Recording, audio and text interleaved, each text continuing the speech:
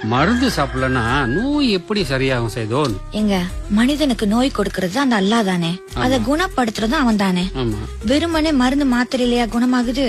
அதுக்கு அவனோட நாட்டம் வேண்டாமா? ஆமா, அதெல்லாம் சரிதான். ஆனா அல்லாஹ் என்ன சொல்றான் தெரியுமா? என்ன? வருமுன் காப்போம் அப்படிங்கறது தான் இஸ்லாத்தோட தாரக மந்திரம். எந்த ஒன்னையும் வந்த பிறகு பாத்துக்கலான்ற அலட்சிய போக்கு இஸ்லாத்தில் இல்லவே இல்ல. பல நோய்களுக்கு அடிப்படை காரணம் நம்ம உடல் சார்ந்த தேவைகளை கருத்துல கொள்ளாம உடலை வருத்தி கொள்றதுதான். எந்த காரணத்தை முன்னிட்டும் நம்ம உடலை நாமளே வருத்திக்க கூடாது.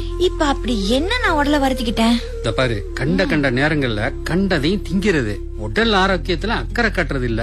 இதெல்லாம் எந்த சீக்கம் வர்றதுக்கு முன்னாடி நான் சொல்றது. அது போல தக்க காரணம் இல்லாம சாப்பிடாம இருக்கிறது, நேரம் தவறி சாப்பிடுறது, தூங்காம ராத்திரி ரொம்ப நேரமா போன் பாக்குறது, இந்த மாதிரி எல்லா செயலுக்கும் இந்த செய்தி பொருந்தும். ஏன்னா இன்னைக்கு மருத்துவ உலகம் பசிக்கும் போது சாப்பிடாம போதுமான தூக்கம் இல்லாம இருக்கிறது தான் பல நோய்களுக்கு காரணம் அப்படின்னு பட்டியலிடுது. இந்த ரெண்டுலயும் மனுஷன் கவனம் செலுத்தினா நோய்கள் அண்டாம வாழ வழிவகுக்கும் அப்படிங்குது. அதான் சீக்கு வந்துருச்சுல, அப்புறம் ஏன் இப்ப சொல்றீங்க? சீக்கு வந்த பிறகு அதுக்கான முறையான மருந்து எடுத்துக்கணும். இப்படி அலட்சியமா இருக்கிறது இல்ல. எல்லாம் எனக்கு தெரியுங்க. இதெல்லாம் எல்லாருக்கும் தெரியும் தான்.